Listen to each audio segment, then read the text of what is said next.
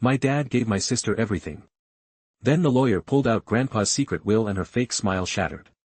When I got it all.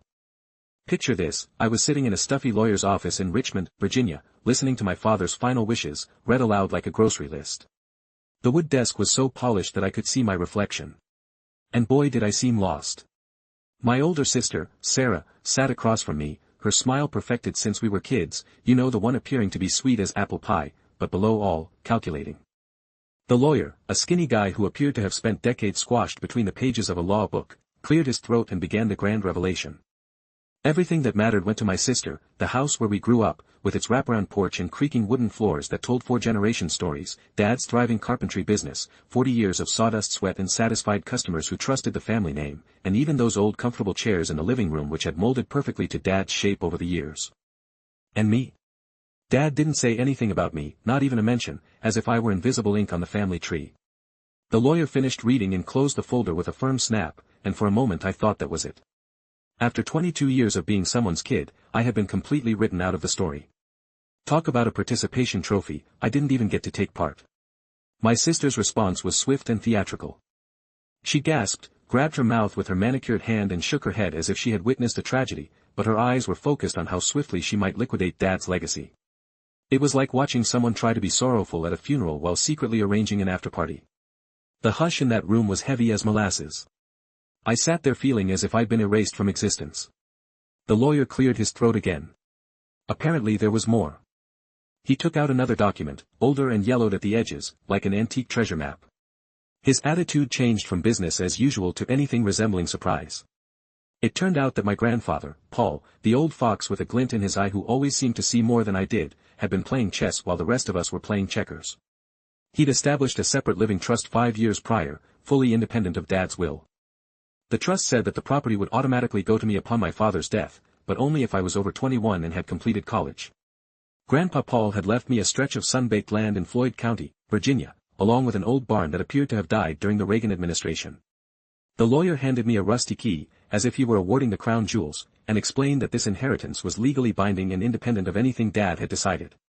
My sister's face went through more emotions than a theater major's final exam, shock, uncertainty, fury, and finally the calculating expression I knew so well. She leaned forward, her finely painted nails tapping against the mahogany table as if she were typing her arguments. Her statements were dripping with phony concern, which is worse than outright insults. She said it was just weeds in a pile of rubbish. What was I planning to do with the abandoned acreage anyway? Become a kind of gentleman farmer, the way she put it. Farming seemed like an infectious sickness. There was no fury in her voice, only a sophisticated disdain that hurt more than any yelling match could. Her comments contained no wrath, simply exquisite contempt. That became my catalyst. But here's the thing about being underestimated throughout your life, it finally becomes fuel. I went out of that office with nothing except a rusted key and a head full of questions at 22. I graduated from college with a degree in business administration that seemed about as valuable as a Titanic ticket after it hit the iceberg. Of course, my whole worldly assets fit in one beaten-up suitcase, a few fading photographs, some spare clothing, a t-shirt that had seen more life drama than a soap opera, and exactly $358 in my wallet, enough to purchase some ramen noodles and possibly a tiny dream on clearance. The 2-hour drive to Floyd County felt like I was transported to another universe. The mountains stretched out before me like green velvet, and the air became fresher with each mile. When I eventually drew up to what was meant to be my fortune, I had to laugh. The barn appeared to be held together with hope, duct tape and sheer stubbornness, but something about the place suggested opportunities rather than issues. Perhaps it was the way the afternoon sun touched the worn wood, or how the mountains looked to wrap around the small valley like protective arms. Or maybe I was simply desperate enough to see magic where others saw rot. Grandpa Paul was the only person who actually listened to my stories. While everyone else was concerned with practical matters such as career choices and mortgage rates, he'd sit with me by the creek telling stories about the ancient days and the land's latent potential. He saw something in me that I did not perceive in myself. He used to say something that I dismissed as old guy philosophy: sometimes the most valuable things are hidden in the most unremarkable places. I spent the first hour roaming about kicking weeds and imagining what Grandpa Paul had seen here. The barn tilted to one side like an elderly person with a bad hip, and the roof had more holes than a national budget plan. But beneath all that neglect I sensed something sturdy, good bones, as Dad would have remarked of a piece of furniture worth refurbishing. The barn smelled of rodents, dust and decades of stored hopes. I began searching, moving rusted equipment and moth-eaten hay bales, when I noticed something that made my heart race. Tucked away in the corner, almost hidden beneath a tarp that had seen better days, was an old wooden drawer that appeared handmade with the kind of attention to detail that screamed of love rather than necessity. This monster virtually cried out to me, as if it had been waiting for this moment all my life. Inside that drawer, wrapped in oilcloth like priceless treasures, I discovered 3 items that would change everything. First, I received a yellowed envelope with lettering I couldn't read, a bizarre flowing style that resembled old incantations. Second, a small container of dried onion-like bulbs that appeared innocuous enough to be ignored. And third, a sealed packet with handwriting that I recognized. The inscription on the exterior was in Grandpa Paul's recognizable handwriting, the same meticulous calligraphy I recall from birthday greetings and fishing trip notes for Aiden. When you are ready to see what others cannot, do not open without serious intentions.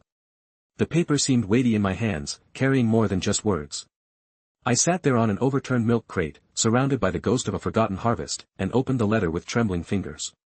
Grandpa Paul's calligraphy filled the page as if he were speaking directly from beyond, each word chosen with the care of a skilled artisan. The letter reads like a declaration of faith. These bulbs are truly gold. Aiden, saffron crocus is the most valuable spice on the planet, but only for those who know how to wait, recognize value in the unnoticed and are willing to spend their soul. Don't forget why we're here in these Appalachian hills. Look for a spring, near the old oak, it will provide life. Your grandfather, Paul, I have faith in you.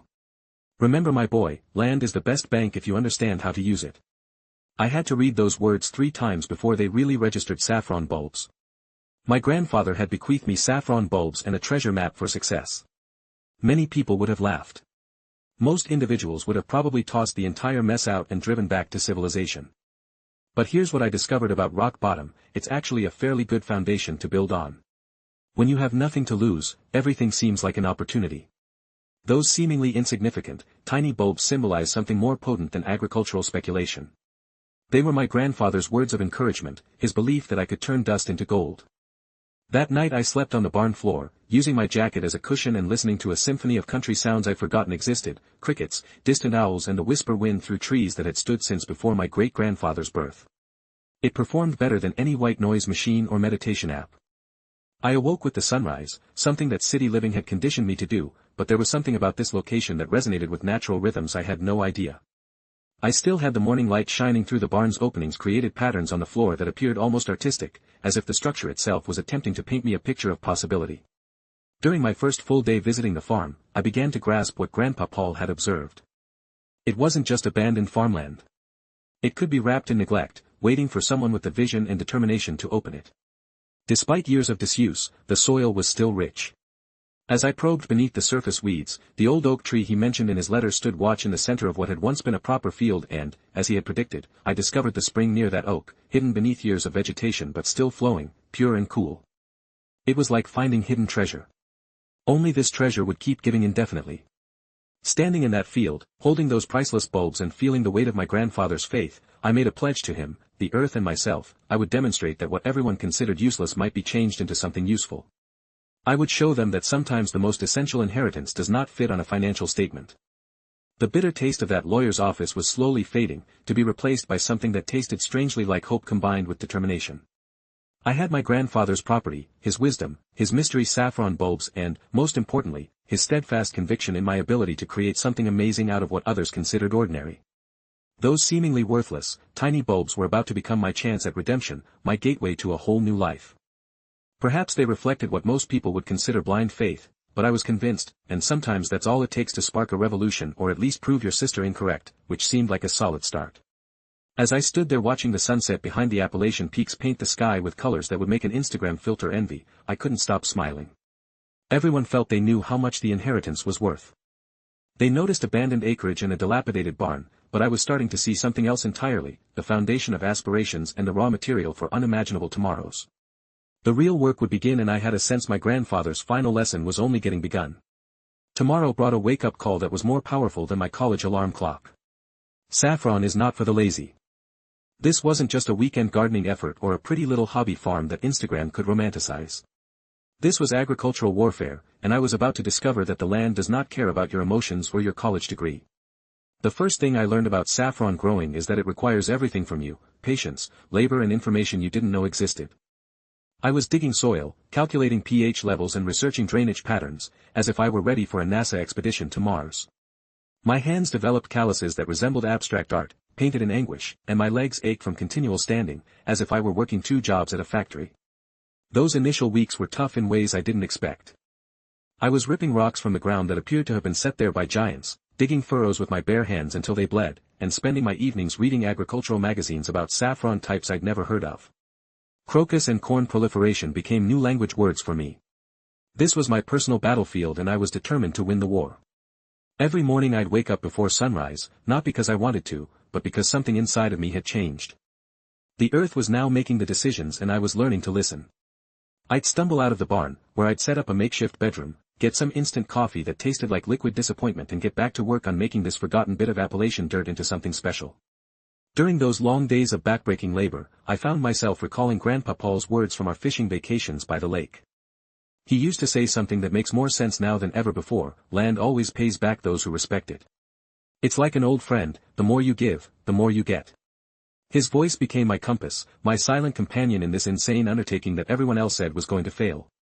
The old guy had grasped a concept about the relationship between human effort and natural reward that most people take a lifetime to comprehend.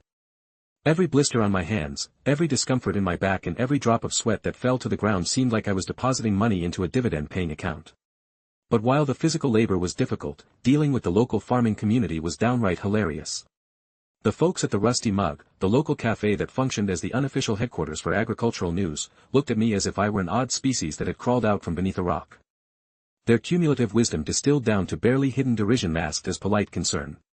They'd sit there sipping their coffee and making observations that were as subtle as a freight train comments about the city boy planting mystery bulbs for soup or whether the recent rain had harmed my head.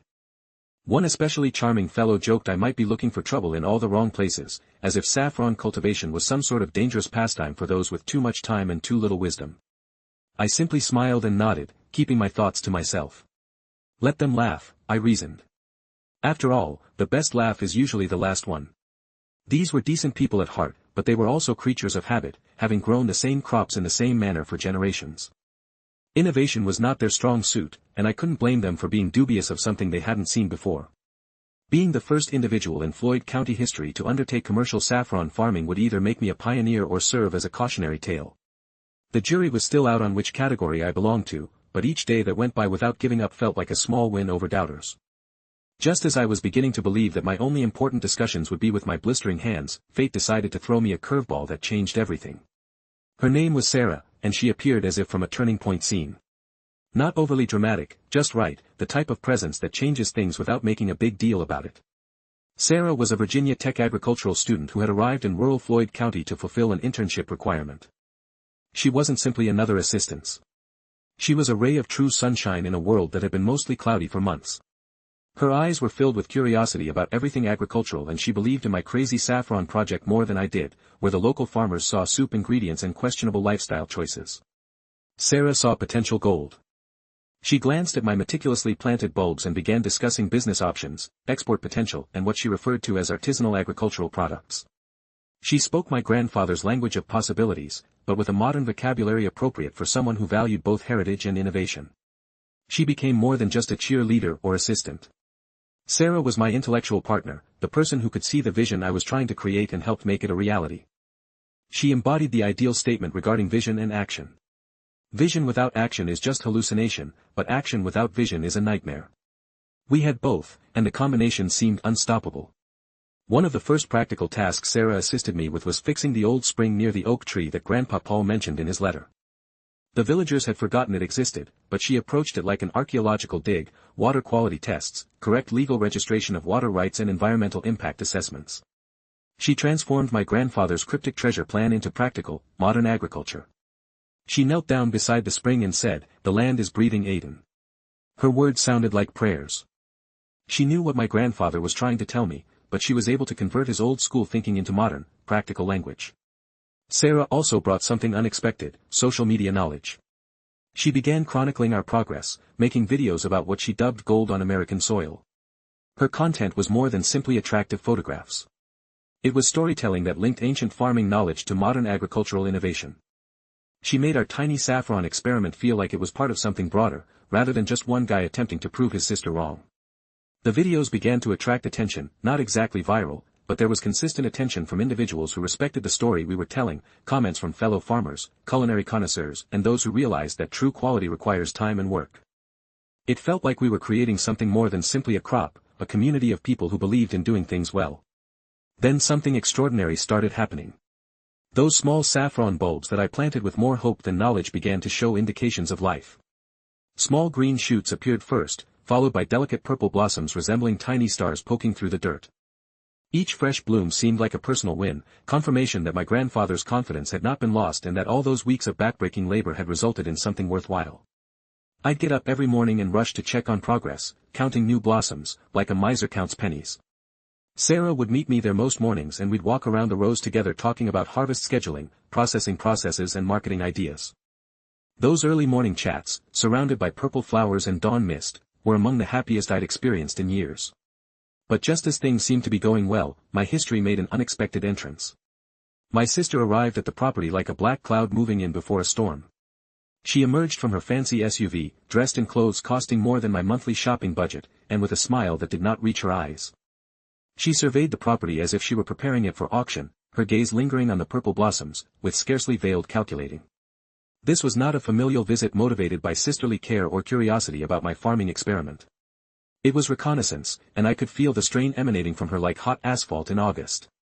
It didn't take long to find out why she had come to my little corner of Virginia. Sarah's Gold on American Soil videos had gained significant traction, with hundreds of thousands of views and attention from food bloggers and agricultural journalists. My sister had always been brilliant at sniffing out chances and she reportedly spotted something that smelled like profit. The conversation that followed was a masterclass in deception. Disguised as a family issue, she began discussing partnership ideas, merging our resources and utilizing her business connections to help grow up the firm. Her voice was honey, sweet, but I could taste the venom behind each syllable. Then followed the legal threats. She began waving papers around and discussing technical problems in Grandpa Paul's trust, citing a clerical error with the witness signatures or the notarization date. The implication was clear: give me a share of your success or I'll complicate your legal situation. Her exact words were delivered with the perfect blend of false concern and implied menace that she had honed over the years, something about how I couldn't possibly want to get into a court war with my own sister, right? Perhaps we could figure something out that would benefit both of us. Her lovely voice was more harmful than any yelling bout could be. But here's the thing about performing hard labor for months and creating something out of nothing. It alters you in unexpected ways. I wasn't the confused 22-year-old sitting in a lawyer's office anymore.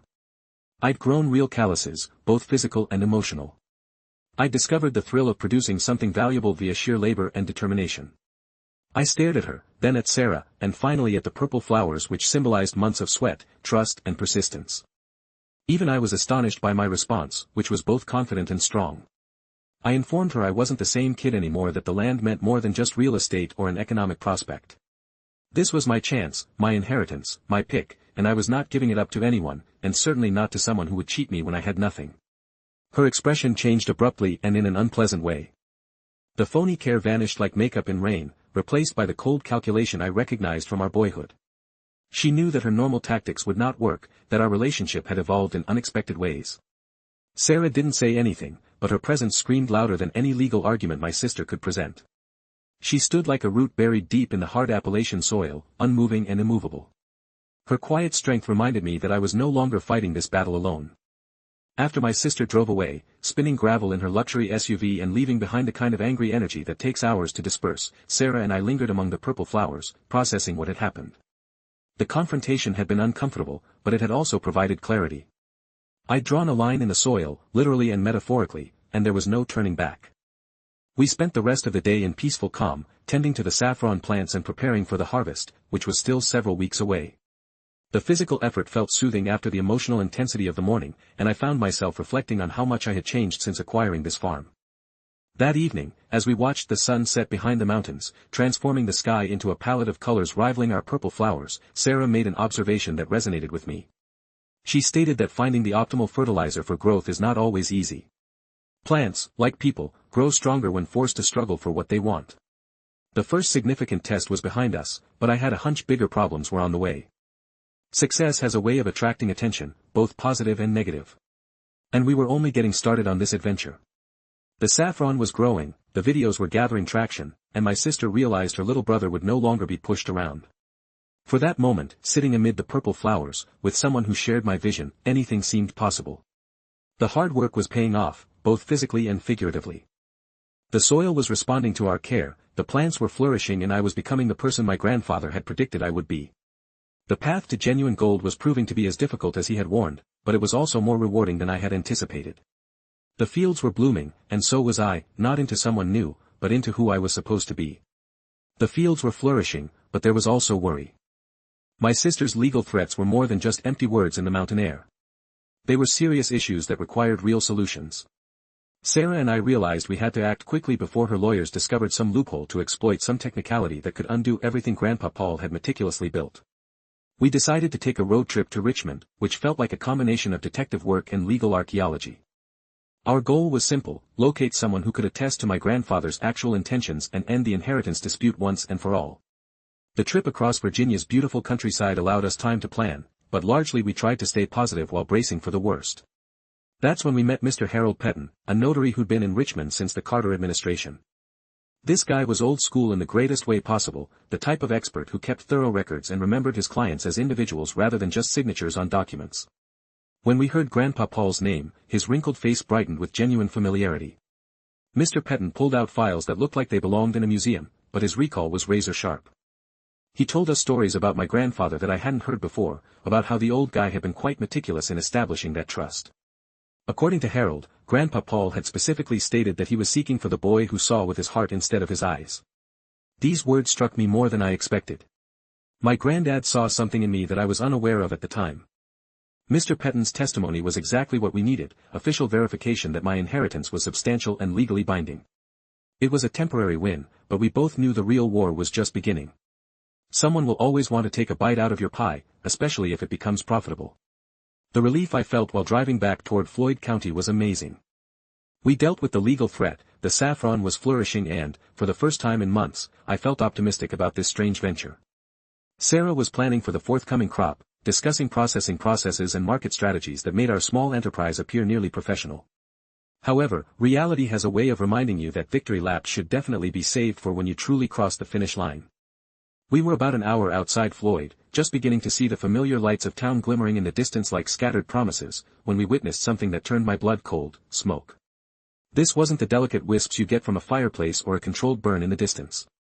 This was heavy, black pungent smoke rising from exactly the direction of my property, the type of smoke that indicates that something vital is being destroyed. My heart fell to my stomach and remained there. As we got closer, it became clear that this wasn't a random brush fire or a neighboring farmer's burned pile. This smoke was pouring from my crops, my dreams, and all I had been working on for months.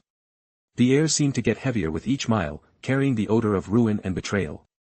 Sarah grabbed my hand as we drove into the driveway, both of us marveling at what used to be rows of meticulously maintained saffron plants. It now looked like a war zone, with scorched earth strewn across what had been purple flowers. Just that morning, the fire crew was still there, hosing down hot spots and ensuring that the flames did not spread to the adjacent woodland. The fire chief, a tired-looking man with sunken cheeks and sorrowful eyes, verified what we already suspected, but didn't want to believe. This was not an accident. Someone had deliberately started this fire, using what appeared to be an accelerant to ensure it burnt hot and quickly. His exact words were colder than the ashes that still smoldered in my field. Someone wanted to make sure your saffron wasn't welcome here. Whoever did this had been watching, waiting for the day. We weren't present. The timing was not coincidental. It was premeditated malice. Standing there among the debris of months of backbreaking work, I felt something inside me snap in a manner I had never felt before. This wasn't just property destruction or agricultural sabotage. It was someone attempting to destroy my aspirations before they could completely develop. The violation felt personal, causing my hands to shake with wrath and powerlessness. That's when I remembered Mr. Higgs' eyes. Our neighbor, the old farmer who lived about a quarter-mile down the road, had been giving me odd looks since I started working the field. His face was a mix of envy and hatred, and I had been too preoccupied with my own task to really register it. Now, standing among the ashes of my fantasies, I remembered something Mr. Peyton had spoken back in Richmond, something about my father making informal pledges to neighbors regarding this land before my grandfather took over with the official trust. I must have expected to pay a low price for this land when my father sold it, only to see some city lad turn it into something profitable instead. Some individuals refuse to forgive success, especially when they believe it should have been theirs, even if it was achieved through blood, sweat and more dedication than common sense. I couldn't confirm it was him, but the timing felt strangely convenient and the sight in his eyes was filled with more than simply neighborly curiosity. I sat down in the center of the burned field. Everything I had worked for was reduced to ashes and disappointment. This was the very bottom of the basement and I just smashed through the floor. It felt as if life was questioning me if I truly believed this would be easy, if I had truly believed that someone like me could transform dust into gold without consequence. But then Sarah did something that likely saved my sanity and perhaps my entire future. She knelt down next to me in that scorched field, wrapped her arms around me and spoke words more powerful than any wall I'd ever leaned against. She informed me that saffron persists in stone, that I would also be able to survive this, that we would go through this together. Her voice was firm and confident as she emphasized that sometimes everything has to burn down before you can construct something genuinely solid. This wasn't the end of our story, it was simply the conclusion of the first chapter. Her comments became my lifeline at that time, demonstrating that even when everything seems hopeless, someone believing in you can make all the difference. The strongest people, she stated, are the ones who can smile through tears because they know there's always tomorrow. That felt like a discovery wrapped in an embrace. I'd been so preoccupied with what I'd lost that I'd forgotten what I still had, the land, the information I'd gained, Sarah's collaboration and my grandfather's steadfast trust, echoing from beyond the grave. We spent that night preparing our return rather than grieving our losses. Starting afresh was not simply the only choice available. It was also the best option. If anyone thought they could scare me off my own land with a little arson, they were badly underestimating the tenacity I inherited from both lines of my family. That's when Grandpa Paul revealed his final secret. While we were cleaning up the barn and figuring out how to fund a complete restart, I noticed something unusual about one portion of the floor. A few boards appeared to be fresher than the others, and when I pulled them up, I discovered an ancient tin box buried beneath a collection of rusty tools. That package contained enough cash to make me dizzy, as well as a note written in my grandfather's recognizable handwriting. The message was simple but profound. This was for the darkest day when everything looked lost. He hoped I'd use it when defeat seemed unavoidable, and he reminded me that true ideals never burn. That old fox had been practicing chess while the rest of us were still learning checkers. He had predicted that success would attract opponents, that someone would want to ruin what we were building. His insight felt like a message from beyond, a reminder that he'd always been one step ahead and that he'd planned for this very scenario. Finding that money was like uncovering a secret weapon just when the battle appeared to be lost. It wasn't simply the financial resources. It was evidence that my grandfather believed so strongly in this enterprise that he planned for its most risky moments. The man had been a strategic genius posing as a plain mountain farmer. Sarah's reaction to this unexpected fortune was quite inspiring. She used our tragedy as fire for something bigger than either of us had dreamed. Her social media crowdfunding campaign was about more than simply raising money. It was also about presenting a tale that touched people all around the country. The video she made from the ashes and smoke showing the first new saffron shoots emerging from the burned soil went viral. In unexpected ways, people were viewing more than just agricultural information. They were experiencing a story of tenacity, hope and what she referred to as the true American spirit. People who knew that this was about more than merely cultivating pricey spices left comments. This was about standing up to someone who was attempting to destroy your dreams. This was about refusing to quit, even if it was the natural choice. This intended to demonstrate that sometimes the best answer to destruction is quick, uncompromising regeneration. The response was overwhelming. In the best way. Donations came from chefs who wanted to support American-grown saffron farmers who had suffered their own sabotage, and others who just felt that hard work and perseverance would triumph despite jealousy and destruction. We weren't just reconstructing a saffron farm. We were creating a community of believers. Within 3 months, we were not just back, but bigger, stronger and more rooted than ever. The fire that was supposed to destroy us became the spark that fueled our greatest progress. Ironically, our saboteur provided us with a story that no marketing effort could ever replicate, rebirth from ashes that captivated people's imaginations and opened their hearts and wallets. Working those fields felt different this time. Every bulb we planted represented the weight of everyone who believed in our comeback tale. Every row we made was a middle finger to whoever had attempted to damage our future. Every day we spent reconstructing demonstrated that certain dreams are too obstinate to be buried, even when someone literally tries to burn them out of existence. Sarah and I created a cadence that seemed almost choreographed. She'd handle the social media updates and community interaction while I focused on the actual farming, which was becoming second nature. We were becoming into a genuine team in ways that went beyond commercial partnerships or love connections. The fresh saffron plants grew with seemingly superhuman determination. Perhaps the ash enriched the soil, perhaps it was our enhanced technique, or perhaps it was simply the universe's way of rebalancing the scales after we had been struck down so hard. Whatever the cause, those purple blossoms grew stronger and more colorful than our last try. Looking back, I can see how the flames served a purpose I didn't comprehend at the time. They burned away my ignorance about how the world works, my assumption that everyone would be pleased with my accomplishment, and my notion that hard work would be sufficient to ensure results. But they didn't burn away what really mattered, my grandfather's knowledge, Sarah's faith, or my own steadfast resolve to quit up. The fire was supposed to bring our narrative to an end, but it instead served as a crucible, forging something greater than what we began with. From the ashes of betrayal, we created something that could not be destroyed by envy or sabotage, because it was founded on communal solidarity and unwavering determination. As autumn arrived and our first genuine harvest approached, I realized what my grandfather had meant about the best things growing in the deepest dirt. Sometimes the soil must be burnt clean before it can nurture anything truly valuable. Sometimes you have to give up everything to realize what you're truly capable of creating. The flames of betrayal had tested us in ways I never imagined, but we'd come out stronger, sharper, and more loyal than ever. Now it was time to show the world what true saffron gold looked like when it grew on American soil, enriched with equal parts determination and ashes. The flames of betrayal had tried us, and now it was time to show the world what true saffron gold looked like. Our first proper harvest arrived with autumn hues painting the mountains, and I'd be lying if I said I wasn't worried as hell. Everything we'd been through, including my sister's threats, the fire, and the restless nights spent rebuilding from the ground up, came down to these few weeks. Walking through the fields of purple flowers at daybreak seemed like entering a fantasy I had almost given up on. Each flower was flawless, almost too beautiful to disturb. But this wasn't about appreciating beautiful flowers anymore. This was about demonstrating that American soil could generate something the world had never seen before. Harvesting saffron is similar to conducting surgery with your fingers. You must remove each fragile stigma from the heart of the crocus blossom quickly, as the window for peak quality is assessed in hours rather than days. Sarah and I formed an almost meditative cadence, with her handling the documentation and quality control and me focusing on the actual plucking. Every petal and stigma seemed like a part of my narrative, my difficulty, my transformation. I wanted to get away from this dust, from the filth from farm life, which I thought was a thing of the past. Instead, I had discovered myself my calling, my actual gold, and the very thing I tried to avoid. The irony was not lost on me, the city boy had become more of a farmer than anyone in Floyd County. When we finally weighed our first commercial harvest, the results astounded me, 3.7 pounds of the cleanest saffron I'd ever seen. To put this into perspective, it takes approximately 150 blossoms to make 1 gram of saffron. We hand-processed almost 250,000 individual flowers. My fingers were stained purple for weeks, but they were the most gorgeous stains I'd ever had.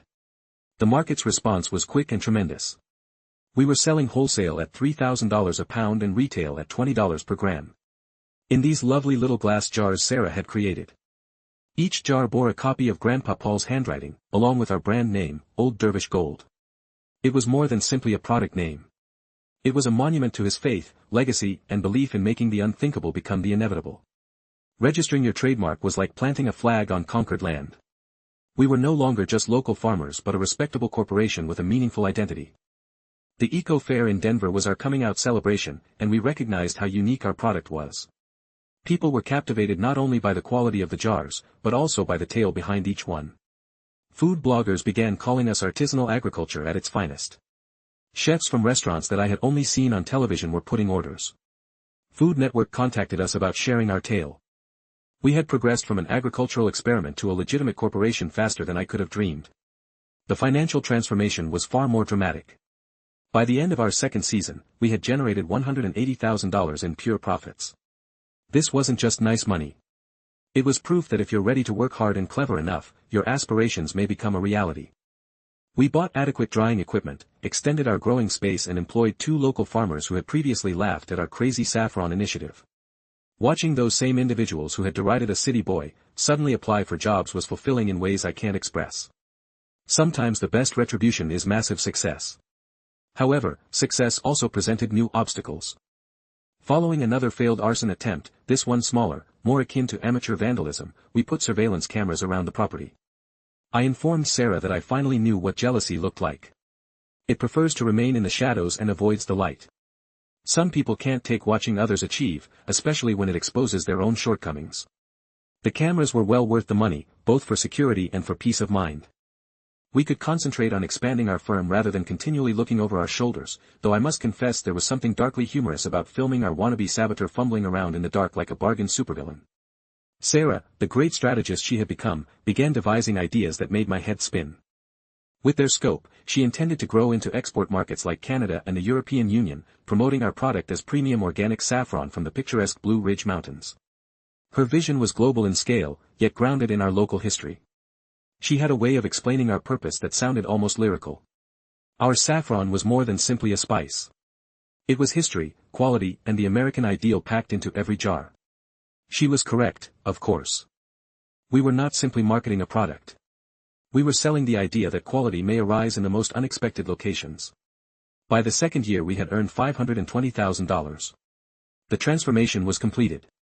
I'd gone from being the family's disappointment to the Appalachian Saffron Kid, a nickname that was far superior to anything I'd been called growing up. Sometimes you just need to prove everyone wrong, and the greatest way to do so is to produce unquestionable outcomes. The reverence in people's voices when discussing our operation was intoxicating. We had become a success story that tiny communities were proud to claim as their own. Floyd County had gone from tolerating our unusual agricultural experiment to hailing us as hometown heroes. My sister then decided to make another appearance. This time she wore a smile that appeared to be affixed to her face but never reached her eyes. She showed there to discuss collaboration opportunities, synergistic effects, stocks and investments and the future of our family history. Her voice oozed honey, yet I could taste the bitterness beneath each word. The discourse was strange in its shamelessness. She genuinely proposed that we combine our company and use her contacts to help us build up operations. The woman who had dismissed me as useless when I had nothing wanted to be my business partner now that I had everything. The audacity was nearly astounding.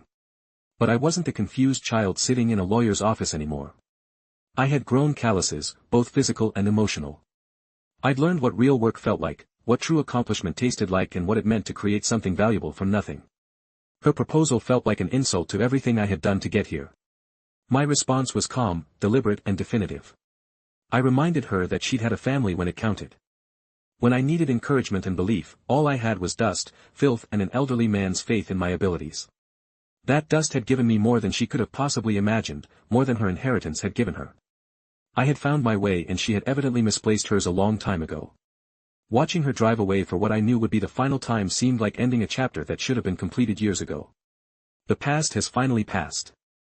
The individual who had previously made me feel small and worthless no longer had control over my present or future. Success had affected more than just my bank account.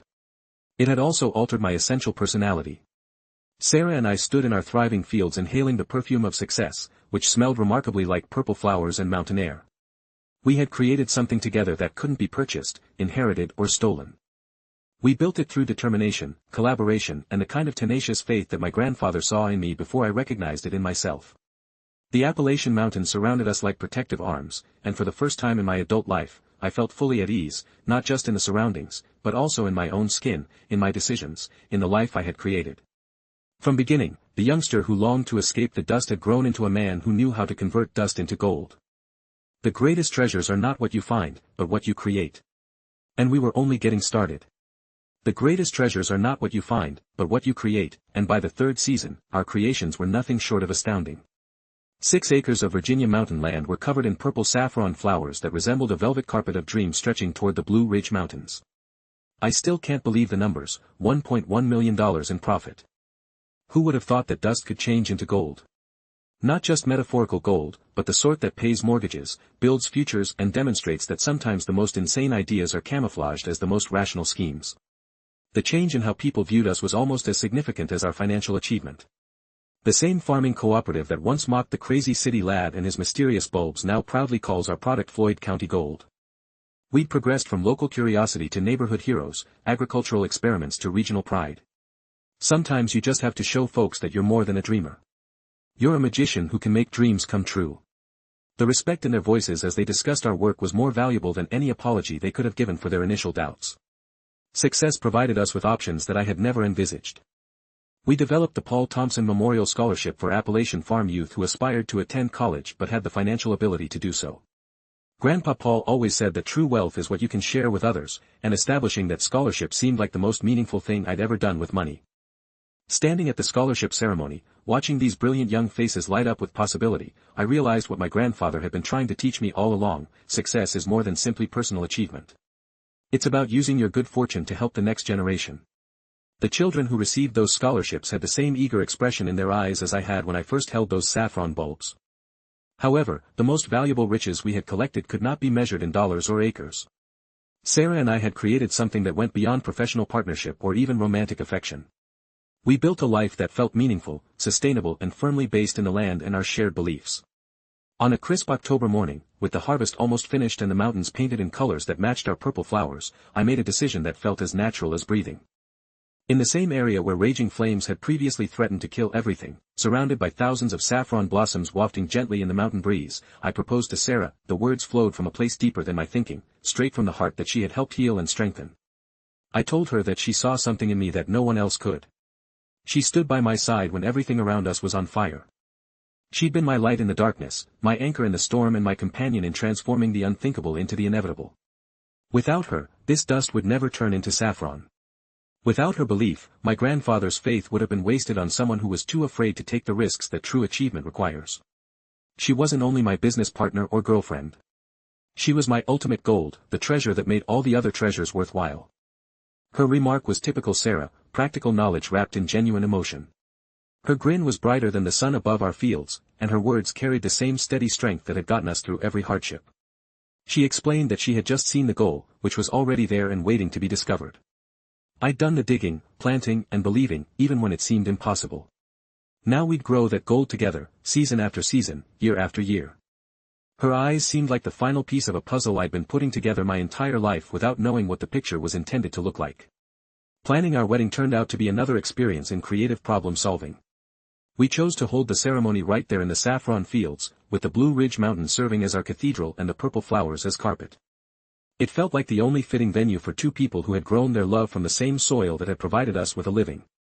The guest list spoke for itself: agricultural families who had become part of our extended community, customers who had become friends, and agriculture extension agents who had assisted us in navigating the technical obstacles of our peculiar crop.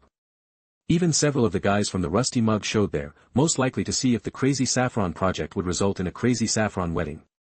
The ceremony was modest, meaningful, and uniquely us.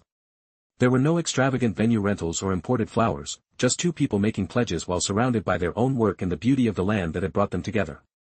When the minister declared us husband and wife, the cheers bounced off the mountains as if nature itself was celebrating our marriage. Our honeymoon was a working vacation, a trip to Spain to learn about traditional saffron farming methods and explore export potential. Leave it up to us to convert our romantic holiday into agricultural research. But that's what happens when your passion turns into a profession and your profession becomes your life's work. Coming home to Floyd County as a married couple felt like finishing the circle that began when I first handled those mystery bulbs in my grandfather's letter. The land appeared the same, but everything felt different, more permanent, more meaningful, as if we were creating something that would last for generations. We began creating long-term plans for expansion, value-added goods, and possibly even a small processing facility to serve other specialty crop growers in the region. Sarah proposed agritourism, culinary lessons, and farm-to-table dinners that would highlight not only our saffron but the complete agricultural heritage of Appalachian villages. The fourth season presented unexpected challenges, good problems, but problems nonetheless. Demand was outpacing our production capability and we were receiving requests from wholesalers across the country. We had to choose between development and quality, expansion and sustainability, and success versus preserving the close relationship to the land that had enabled our success in the first place. We resolved to grow gradually and deliberately, honoring both our grandfather's wisdom and our own hard-earned experience. Some opportunities we pursued, others graciously declined. We discovered that not every door you can open is one you should pass through. 5 years after acquiring a strip of abandoned property and a box of mystery bulbs, we were running a $1 million agricultural company that employed 12 people and served as a symbol of rural economic progress for the region. State agriculture officials used us as a case study. Business schools sent students to speak with us about entrepreneurship and sustainable agriculture. The most important metric of our performance, however, was much easier. When I went across our fields in the early morning, inhaling the aroma of saffron flowers and mountain air, I felt fully at ease with myself and what we created together. The youngster who wished to escape the dust had grown into a man who realized that, with enough faith, hard effort and love, dust could be changed into gold.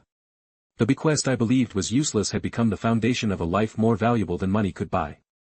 Standing in those beautiful meadows with Sarah alongside me, watching the dawn rise over the Blue Ridge Mountains and thinking about my grandfather's letter still tucked away in our safe, I finally understood what he was trying to tell me. Some gold does not gleam, but it smells like dreams, blooms like hope and endures like love.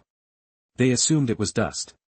I established that it was gold, real farm, real product, real victory.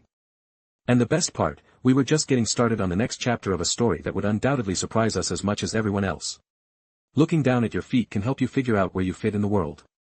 Sometimes it's necessary to peek under an old floorboard in a barn where love masquerades as abandoned tools and wisdom is worthless.